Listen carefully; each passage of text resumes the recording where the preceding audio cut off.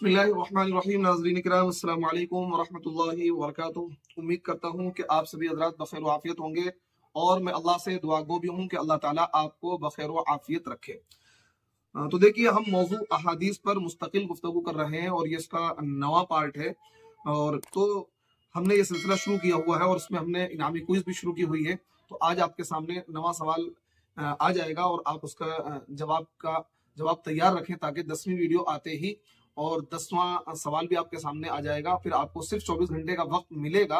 उन 10 सवालों के जवाब देने का जो वक्त मिलेगा सिर्फ 24 घंटे का मिलेगा, क्योंकि 15 जनवरी को 10वीं वीडियो अपलोड होगी और उस 10वीं वीडियो के डिस्क्रिप्शन में एक लिंक होगा और उस लिंक में एक फॉर्म निकलेगा। वहां 10 के 10 सवाल मौजूद होंगे और उन 10 सवालों के जवाब भी मौजूद होंगे। सिर्फ आपको करना यह होगा, सही जवाब को सिलेक्ट करना होगा।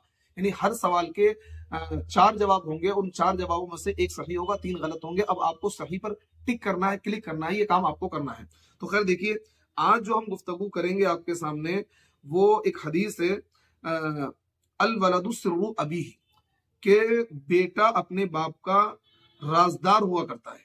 बेटा अपने बाप का राजदार हुआ करता है। और यह हदीस हमने उलमा की जबान से भी सुनी है और उलमा भी इस हदीस को बयान करते हैं।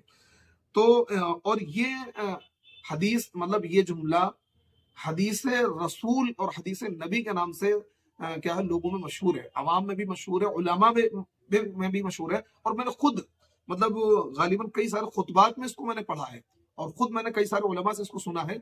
और मैं भी इसको हदीस समझता था जब तक मैंने तहकीक नहीं करी थी।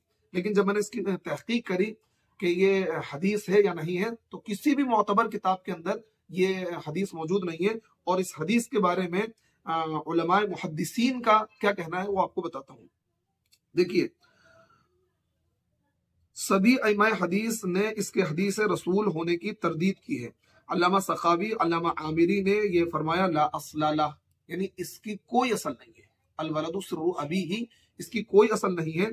इसी तरीके से इमाम सगानी ने भी इसको मौजू करार दिया है। और अल्लामा सुयूती रहमतुल्लाहि अलैह ने हुआ हदीसुन ला अस्ला ला, एक ऐसी हदीस है जिसकी कोई असल नहीं है।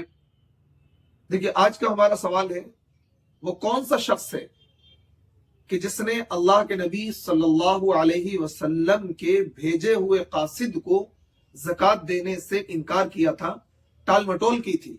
फिर कुरान पाक की आयत उस शख्स के बारे में नाजिल हुई और वो मुर्तद कहलाया। यानी इसकी कोई असल नहीं है। अल वलदु सिर्रु अबीही, इसकी कोई असल नहीं है। इसी तरीके से इमाम सगानी ने भी इसको मौजू करार दिया है। और अल्लामा सुयूती रहमतुल्लाहि अलैह ने हुआ हदीसुन ला अस्ला ला, एक ऐसी हदीस है जिसकी कोई असल नहीं है। बस अवामुन नास में बहुत शौक और ज़ौक़ से लोग इसको सुनाते हैं।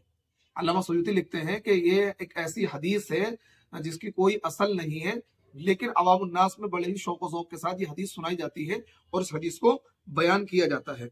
इसी तरीके से अल्लामा शौकानी, अल्लामा अजलूनी, अल्लामा सगानी, अल्लामा बैरूती और अल्लामा अमीर मालिकी रहिमहुल्लाह की भी यही तहकीक है कि यह हदीस नहीं है बल्कि मौजू है। देखिए, अल मकासिदुल हसना के अंदर 1268 पे अल्लामा सखावी की तहकीक मौजूद है इस हदीस के ताल्लुक से।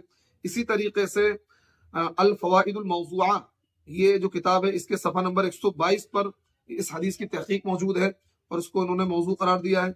इसी तरीके से कशफुल खिफा के अंदर भी किताब के अंदर भी सफ़ा नंबर 2911 इस हदीस को मौजू करार दिया गया है। तो कहने का मतलब यह है कि जितने भी मुहद्दिसीन हैं उन्होंने इस रिवायत को मौजू करार दिया है, लेकिन मैं बड़े बड़े लोगों को मैंने इस हदीस को बयान करते हुए सुना है और बहुत से उलमा को, खुतबा को इस हदीस को बयान करते हुए सुना है कि बेटा अपने बाप का राजदार होता है, बेटा अपने बाप के नक्शे कदम पर चलता है, इस तरह लोग बयान करते हैं। तो खैर, कहने का मतलब ये है कि ये हदीस नहीं है, ये मौजू है, मन गलत है। और देखिए, हदीस मैं फिर कहना चाहूंगा कि हदीस के बयान करने में बहुत ज्यादा हमें एहतियात बरतनी चाहिए, मोहतात होना चाहिए।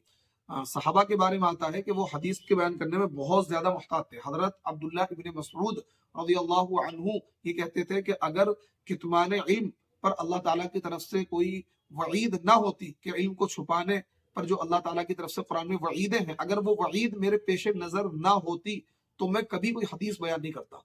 यानी इस दर्जे वो हदीस के बयान करने में मोहताज थे لیکن آج ہوا شما کوئی بھی کھڑا ہو کر کے حدیث بیان کرنا شروع کر دیتا ہے جبکہ اس کی اپنی کوئی تحقیق بھی نہیں ہوتی ہے، اس لیے کیونکہ اتنی سخت وعید ہے من کذب علی متعمدا فلیتبوأ مقعدہ من النار، کہ جو شخص جھوٹ اللہ کے نبی ارشاد فرما رہے ہیں جو شخص میری طرف جھوٹ کی نسبت کرے گا وہ اپنا ٹھکانہ جہنم میں بنا لے۔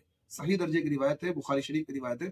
تو اس لیے ہمیں حدیث کے بیان کرنے میں بہت محتاط رہنا چاہیے، اور کوئی بھی ایسی حدیث جس کے بارے میں ہمیں تحقیق نہیں ہے اس حدیث کو ہمیں بیان نہیں کرنا چاہیے۔ السلام علیکم ورحمۃ اللہ وبرکاتہ۔